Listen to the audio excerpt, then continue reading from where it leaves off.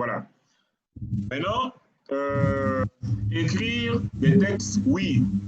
Mais l'inspiration, d'où vient-elle? Voilà, donc ici, je vais donc poser la question aux participants, à chacun d'entre vous. D'où vient l'inspiration des chants chrétiens? D'où peut venir l'inspiration?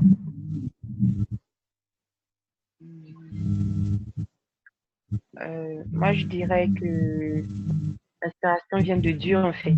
Parce que, voilà, dans la Bible, il y a un verset qui dit clairement que toute écriture est inspirée de Dieu. Donc, je dirais que l'inspiration vient de Dieu, en fait. D'accord. J'aime bien cette réponse-là, mais je vais vous demander pour cette formation, ça va vous paraître étrange, hein, mais vous comprendrez pourquoi. Je vais vous demander pour cette formation de ne pas trop privilégier cette réponse-là. C'est la réponse la plus vraie. C'est la réponse la plus juste. Mais, en fait, ça peut parfois malheureusement devenir la réponse qui fasse en sorte que certains n'excellent pas dans la composition des chants. Parce que la composition des chants, quand on dit que le Saint-Esprit ou quand on dit que Dieu inspire un chant, dit comme ça peut sembler facile. Mais Dieu inspire les chants en collaboration avec la personnalité et le vécu de l'auteur, donc en l'occurrence vous et moi. D'accord? Donc, si on oublie cette première réponse, celle consistant à dire que c'est le Saint-Esprit qui inspire les chants, quelles sont, d'après vous, les autres sources d'inspiration des chants que nous pouvons composer, à part le Saint-Esprit? À mon avis, en fonction des types de chants, le storytelling, par exemple, vient clairement de son expérience avec Dieu. Tu peux parler un peu plus fort, Alphonse, on ne t'entend pas bien. Tu peux parler un peu plus fort? C'est mieux maintenant? Oui, c'est mieux. Je disais qu'en fonction des écritures, des types d'écriture, le storytelling, par exemple, l'histoire de vie, peut provenir des propres expériences qu'on a traversées. OK. Les prières complètes des situations qu'on vit. Les situations qu'on vit aussi peuvent nous inspirer pour composer un chant. D'accord. D'accord, je suis d'accord. Les autres, vous avez d'autres propositions?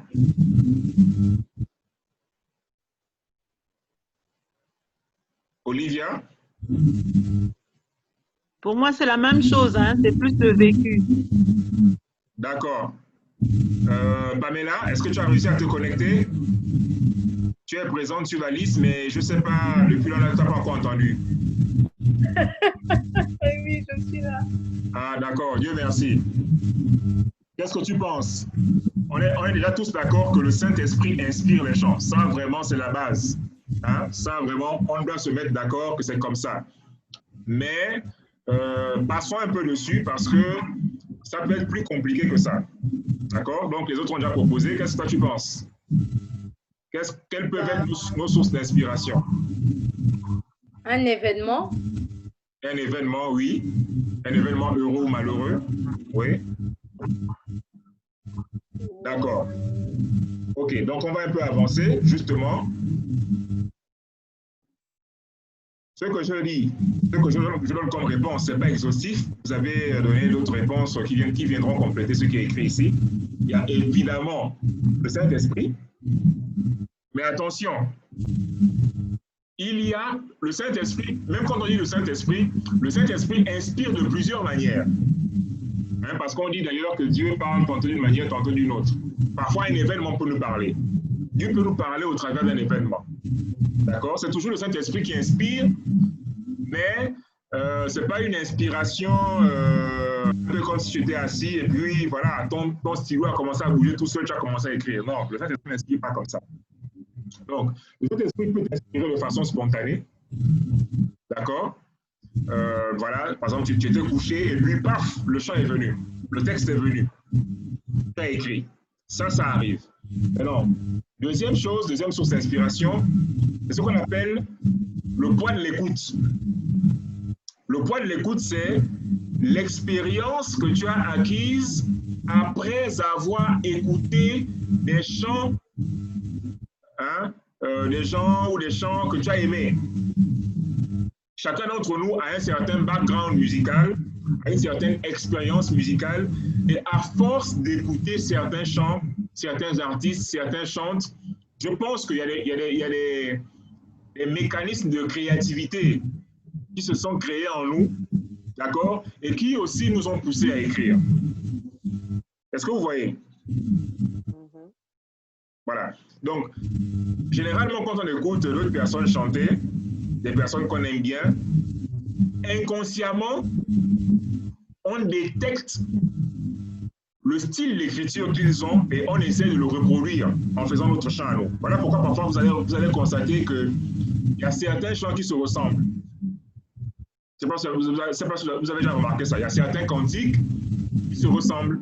Simplement parce que ce n'est pas forcément un plagiat, mais c'est simplement parce que une personne X a beaucoup écouté une personne Y et puis c'est devenu un peu son mécanisme de créativité. C'est-à-dire qu'il crée désormais à la façon de celui qui l'a écouté. La source d'inspiration, on peut aussi l'avoir juste par la fibre poétique de l'auteur. Parce qu'il faut le reconnaître, il y a parmi nous des gens qui ont une capacité, une facilité pour écrire, plus que l'autre. Et ça, bon, ça ne s'explique pas vraiment. Ça peut être un talent inné, ça peut être un don, ou ça peut être quelque chose que vous avez développé comme ça, sans vous en rendre compte, mais vous l'avez. D'accord? C'est une fibre poétique. Vous avez une façon de... Parfois, vous écoutez des gens, rien qu'écouter leur... Simplement en lisant même les paroles, en lisant les lyrics, même sans être chanté, vous êtes content parce qu'il y a une certaine façon d'écrire où vous sentez vraiment de la créativité. Donc, c'est une fibre, la fibre poétique. Voilà, donc la fibre poétique est une source d'inspiration. Voilà, donc on l'avait déjà dit aussi, nos expériences vécues, les expériences vécues personnellement ou les expériences vécues indirectement. Il y a aussi notre rapport aux Écritures, notre connaissance de la Bible. D'accord? La Bible doit pouvoir être un support pour l'inspiration des chants que nous écrivons. Et d'ailleurs, la plupart du temps, les chants les plus profonds sont des chants qui contiennent des fragments de la Bible, soit des versets entiers, soit des références claires à la Bible.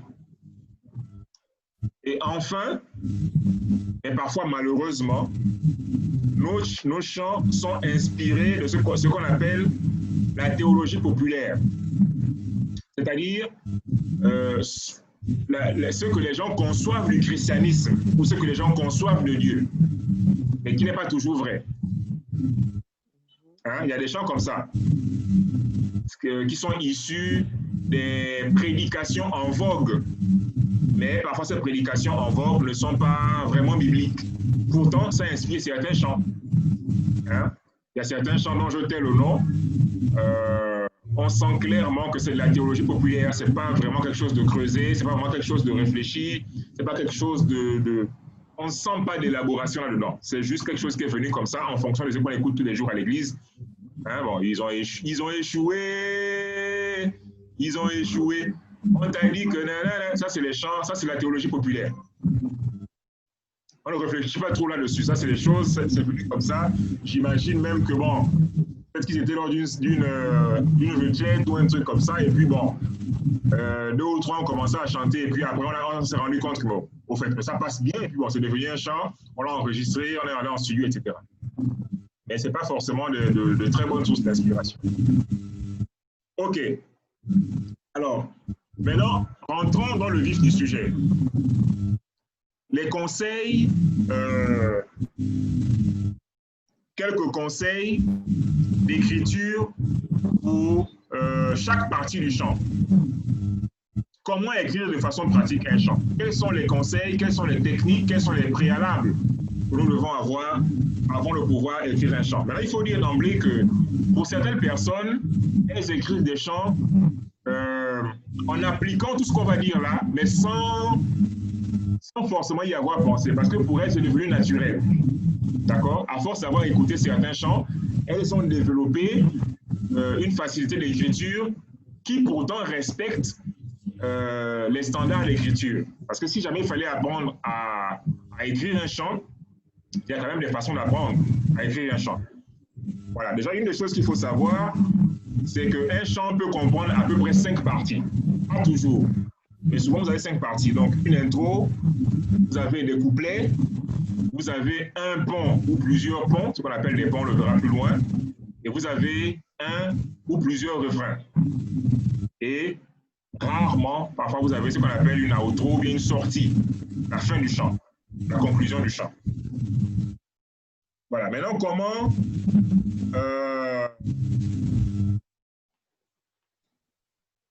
faire pour chacune de ces parties-là? Premièrement, l'introduction.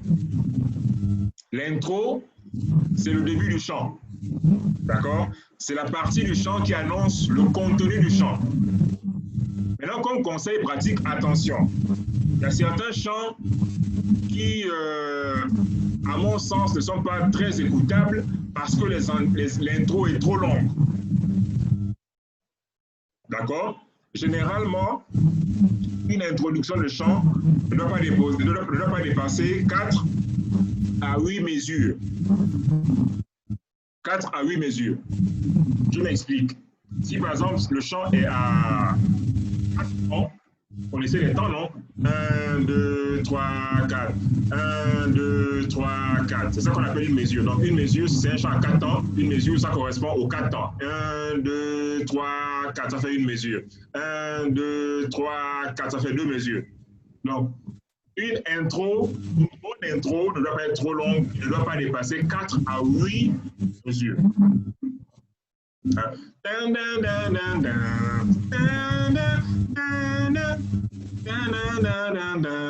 Vous voyez, bon, si je fais le décompte jusqu'à la fin, le maximum peut-être sera 8. Comment expliquer? D'accord? Bon, maintenant, vous savez qu'il arrive parfois certains chants qui sont tellement bien, qui ont eu tellement de succès, et pourtant, parfois, on brûlait ces règles-là. Mais voilà, ça arrive. Il y a des exceptions qui confirment la règle. Mais généralement, l'intro ne doit pas être longue. Et parfois, justement, il y a certains chants chrétiens. Quand je vois parfois certains clips chrétiens, vous voyez déjà l'intro te prend déjà 1 minute. Non, ça c'est exagéré. Là, déjà, quand les gens qui connaissent un peu la musique, quand j'ai une intro qui fait 1 minute, immédiatement on zappe. Parce que ça fatigue. Voilà. Hein? Il y a certains chants où l'intro est quand même assez long, hein, comme Fanda Nayo, Fanda Nayo. Est-ce qu'il y a des fous pour Jésus? Des fous, des fous, des fous. Voilà, ça prend peut-être 1 minute, mais ça c'est exceptionnel. Voilà. Maintenant, en termes d'écriture de chant, en termes de lyrics, l'interprète du chant doit très peu parler en intro, très peu. Ou commencer par des petites improvisations. Comme vous savez bien le faire, moi, c'est pas bien chanté, mais juste des petites impros. Ça ne doit pas être long. D'accord? Lorsqu'il y a des paroles en intro, parfois, ces paroles d'introduction ne sont pas forcément écrites à l'avance. Hein. Parfois, il peut arriver que c'est en studio, quand vous enregistrez le son, quand vous enregistrez votre single, bien votre album, c'est en studio au moment de commencer le chant et les paroles d'intro vous viennent. D'accord? C'est donc les paroles d'intro ne sont pas toujours les paroles que vous avez écrites à l'avance. Vous pouvez les avoir écrites à l'avance, comme vous pouvez aussi laisser libre cours à votre créativité pendant soit le culte ou bien soit l'enregistrement. Voilà.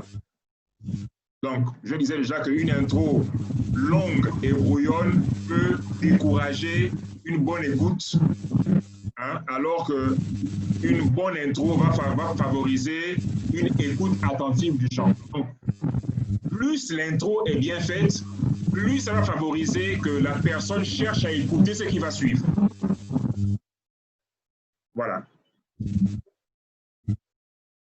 Ensuite, les couplets. Les couplets, ce sont les parties qui vont contenir le développement du message. Hein? Le message du chant. Donc ça peut se faire soit de façon progressive, Lorsque, par exemple, c'est un storytelling, lorsque c'est une histoire que vous racontez, le couplet 1 va contenir une partie de l'histoire, le couplet 2 va contenir l'autre partie de l'histoire. Hein? Même si c'est une prière que vous faites, le couplet 1 va contenir une partie de la prière et le couplet 2 va contenir l'autre partie de la prière. D'accord? Donc, les couplets, l'écriture des couplets permet de progresser dans l'exposition du message du chant. Voilà. Maintenant, comment obtenir un bon couplet? Je dis ici que la rédaction des couplets nécessite au moins 3 choses. 3 choses au moins pour un bon couplet. Vous devez avoir une bonne prosodie.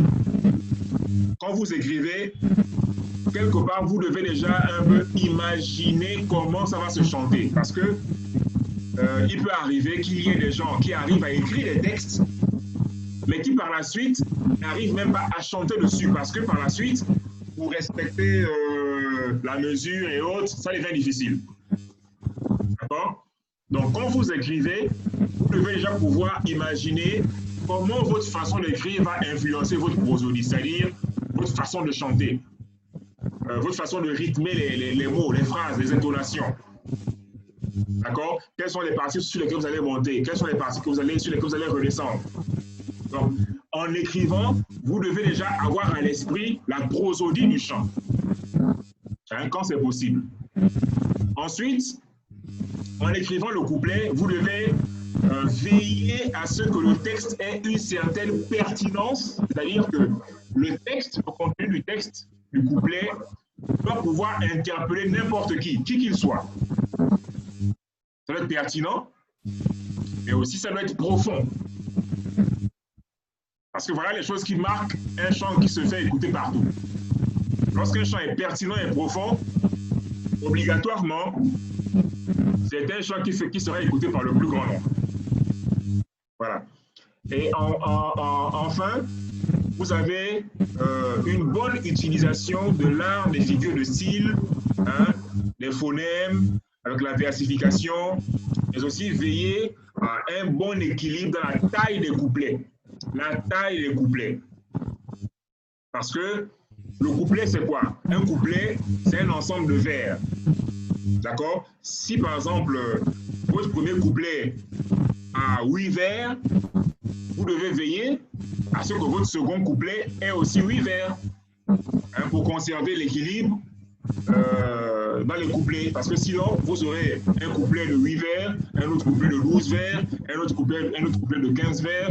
Je pense que si vous chantez comme ça, vraiment, à moins que, parce que bon, il y a des chants exceptionnels, hein, et parfois ça peut arriver que un chant puisse brouiller ces règles-là, mais vraiment c'est rare qu'un chant déséquilibré au niveau des couplets réussisse à accrocher les gens. C'est vraiment rare.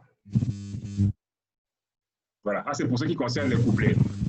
Est-ce qu'il y a des questions jusqu'ici, s'il vous plaît, en fonction de vos expériences? Est-ce que vous avez des choses à lire ou à relire, des choses que vous ne comprenez pas bien, ou bien des choses que vous voyez autrement par rapport à ce qui se dit là? Olivier, toi qui écris déjà des chants.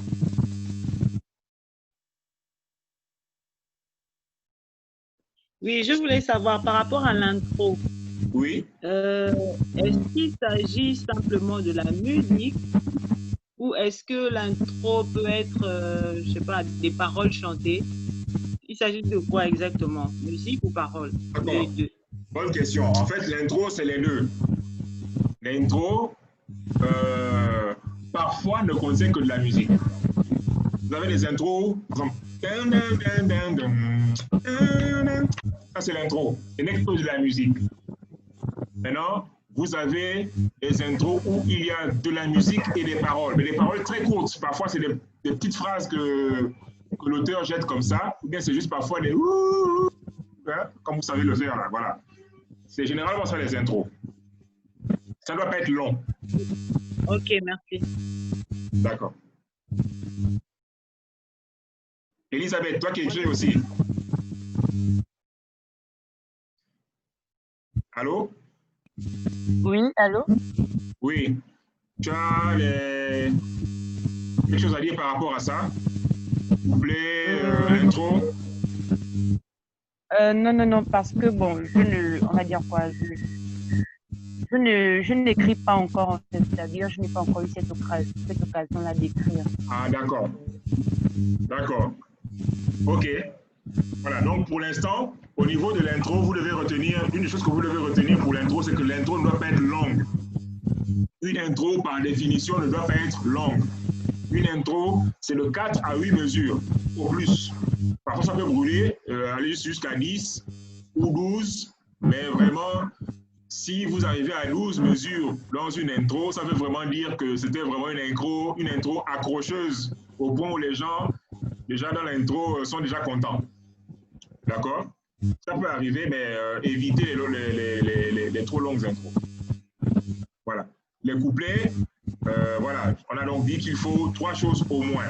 Une bonne prosodie, c'est-à-dire que quand vous écrivez, vous devez déjà penser à comment vous allez chanter ça, même sans musique, hein, mais déjà avec le rythme, les intonations, là vous allez monter, vous allez descendre, etc. La profondeur et la pertinence, il faut que le texte soit un texte qui interpelle les gens, il faut que ce soit un texte où les gens se reconnaissent, et en plus, il faut que ce soit un texte profond, c'est-à-dire qui pénètre jusqu'aux profondeurs de l'âme et de l'esprit. Voilà. Et c'est pas parce que, attention, c'est pas parce qu'on a un chant chrétien qu'il est forcément profond. Parce qu'il y a des chants chrétiens qui ne sont pas profonds, justement. Ça, OK? Voilà. Donc, ensuite, on a dit qu'il fallait quand même avoir aussi une bonne utilisation des figures de style, et ça, on le verra à la fin.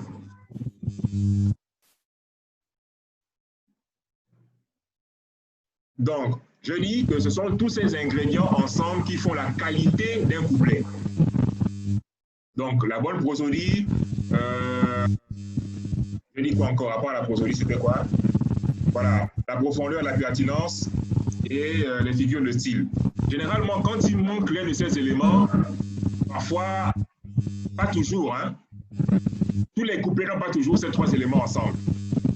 Mais quand il manque un élément, déjà vous êtes en danger parce qu'il est fort possible que votre chant ne soit pas, que les gens ne l'apprécient pas, les gens ne soient pas vraiment concernés parce que soit il manquera de profondeur, soit il manquera de pertinence, soit la façon de chanter est un peu bizarre. Voilà.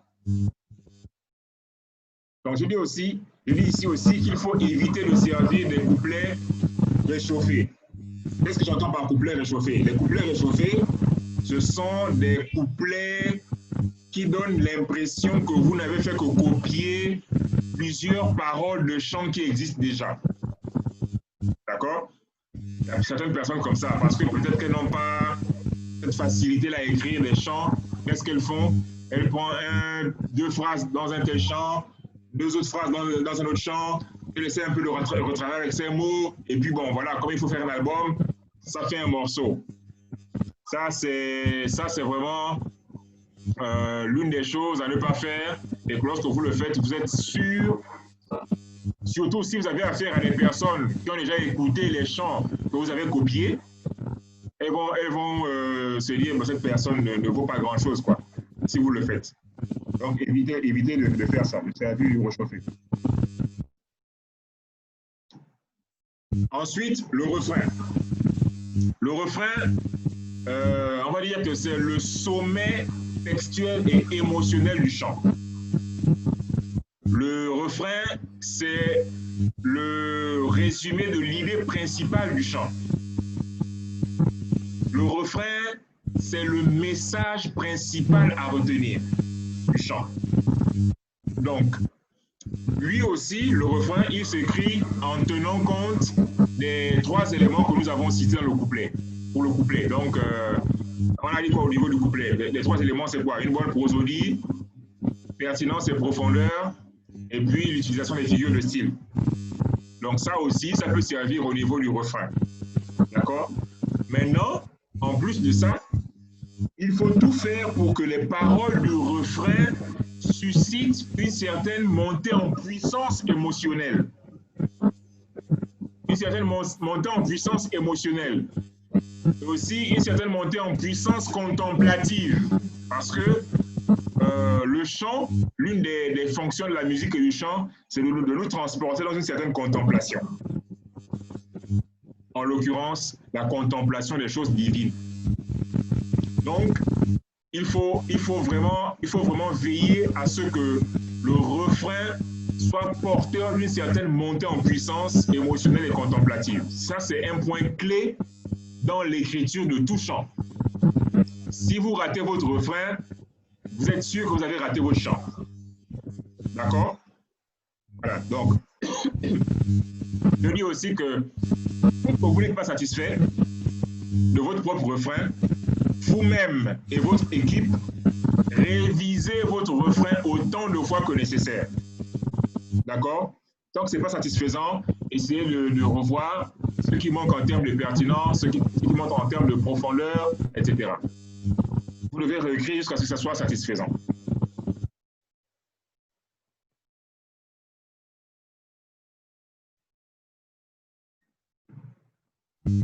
J'ai sauté beaucoup de parties. Voilà. Donc ensuite, vous avez ce qu'on appelle le pont. Bon, le pont, ce n'est pas une partie qu'on voit dans tous les chants. Hein. Mais quand le pont existe, en fait, le pont, c'est le lien qui existe parfois entre le couplet et le refrain.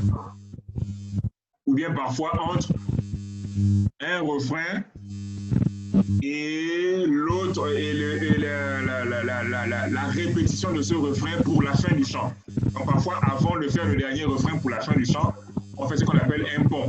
Donc, de 2 à 4 vers, hein, au maximum qu'on écrit, hein, des paroles qui vont permettre de reprendre le refrain avec plus de profondeur, avec plus d'entrain, tout ça.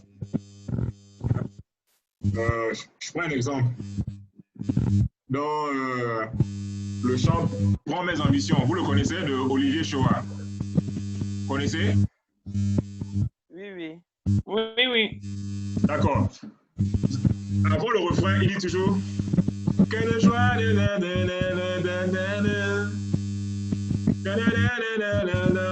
ces jours. Ensuite vient le refrain. Seigneur, reçois le simple chant d'action de grâce. Vous voyez? Donc, quelle joie, cette partie-là vient à chaque fois avant le refrain. Ce n'est pas le refrain, mais c'est le pont entre le couplet et le refrain. Donc, c'est ce qu'on appelle le pont. Et justement, ici, dans ce chant, par exemple, vous allez constater que le pont a cette fonction-là de nous plonger encore plus profondément dans l'esprit et les paroles du refrain. Voilà. Maintenant, ce pont ne doit pas être long, comme l'intro. C'est au maximum, vraiment, quand vous avez exagéré sur la longueur du pont, c'est 4 vers. 4 vers. Parce que sinon, si le pont est trop long, ça va devenir un couplet. D'accord? Et donc, dans ce cas, ça devient difficilement écoutable. Un pont, si vous faites 2 ponts dans un chant, ça veut dire que vous avez rajouté 2 couplets à un chant qui a peut-être déjà 2 couplets. Donc, ça fera 4 couplets pour un chant, plus le refrain que vous allez peut-être reprendre 2 ou 3 fois. Ce sera trop long. D'accord?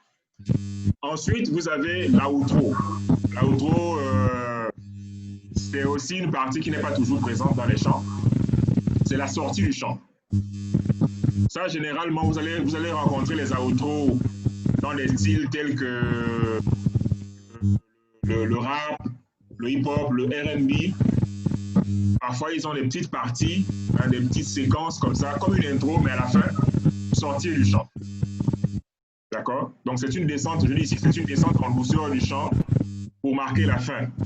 Et ça peut se faire par les paroles non chantées, c'est-à-dire que vous parlez, ou bien simplement par une musique de fin. Donc, parfois, la même musique que vous avez utilisée en intro, vous pouvez la ramener pour terminer le chant. D'accord? Ensuite, voilà, donc on va vers la fin pour aujourd'hui.